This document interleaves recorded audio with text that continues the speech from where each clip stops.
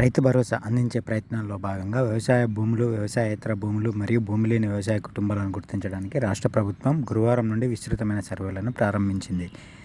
జనవరి 16 నుండి 21 వరకు రెవెన్యూ మరియు వ్యవసాయ శాఖల సిబ్బందితో కూడిన ఉమ్మడి బృందాలు 6 రోజుల పాటు సర్వేలను నిర్వహిస్తాయి.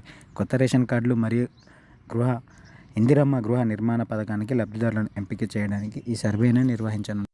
సర్వే తర్వాత జనవరి 21 నుండి గ్రామ సభలు ఏర్పాటు చేసి ఫలితాలను మరియు ప్రాథమిక లబ్ధిదారుల జాబితాను ప్రదర్శిస్తారు. ఈ సమావేశాల సమయంలో అభ్యంతరాలు తెలియజేయడానికి ప్రజలను ఆహ్వానిస్తారు.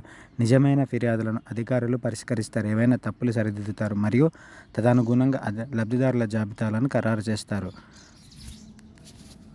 వ్యవసాయ భూములు కలిగి ఉన్న రైతులకి ఎకరానికి సంవత్సరానికి 15,000 చొప్పున రైతు భరోసాను అందించడానికి, అలాగే భూమి లేని వ్యవసాయ కుటుంబాలను గుర్తించి వారికి సంవత్సరానికి 12,000 అందించడానికి ఈ సర్వేను నిర్వహించనున్నారు. అలాగే కొత్త రేషన్ కార్డులు, ఇందిరమ్మ ఇల్లు వంటి 4 పథకాలను సమర్థవంతంగా నిర్వహించేందుకు ఈ సర్వే చేయనుంది తెలంగాణ ప్రభుత్వం. ఇందిరమ్మ ఆత్మీయ భరోసా పథకం 2023-2024లో జాతీయ ఉపాధి హామీ పథకం కింద కనీసం 20 రోజులు పనిచేసిన లబ్ధిదారులను, ముఖ్యంగా భూమి లేని వ్యవసాయ భూమి కార్మికులను గుర్తించి వారి వివరాలను గ్రామ సభలో ఆమోదించాలి.